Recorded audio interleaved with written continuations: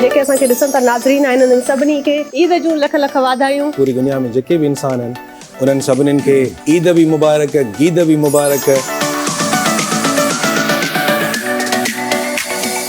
I just said I love Eid Kakir, Mithai.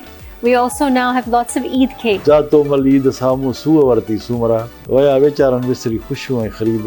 वो मज़ो न आहे जेको नंढे हूंदे हुयो, भेण भाइरनि सां हुयो। अल्लाह ताला असांखे ईद उल फितर नसीब कई। जे मुसलमाननि जे लाइ ॿ ईदूं अल्लाह ताला नेमत करे पैदा कयूं।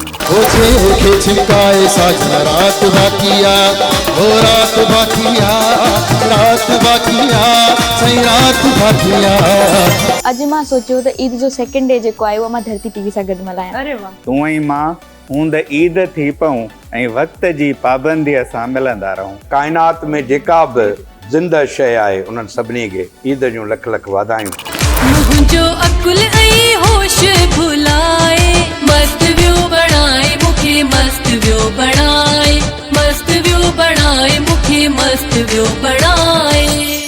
अपनी तरफा सिंध की तरफा सॼी दुनिया के ईद मुबारक। ईद पे जो है हमें सिर्फ खुद की ईद का नहीं सोचना चाहिए, ईद लेने का ही नहीं सोचना चाहिए, ईद देने का सोचना चाहिए। हिन मुल्क जी सभ खां वधीक जेका पॉपुलेशन आहे 70% उहा यूथ आहे। असांजे मथां ईंदड़ वक़्तु जेको जंहिंखे असीं मुस्तक़बिल चऊं था उनखे संवारण जी ज़िमेदारी आहे। ओ अल्लाह अल्लाह खैर कजा मुझे वतन जो सिंध जा माण्हू सोना सिंध जा माण्हू।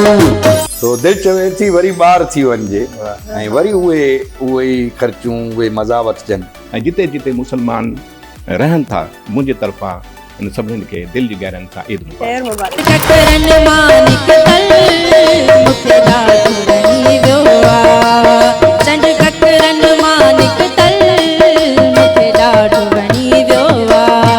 वाजिद और हारून शहजाद साहब भी हमारे साथ मौजूद हैं। ईद मुबारक। सबसे पहले आपको मुबारक। आप लोग को बहुत अच्छा काम आप कर रहे हैं और मैं समझती हूँ कि 1 लाख रुपए की जो स्कॉलरशिप है ये एक बेटी का मुस्तकबिल बना सकती है।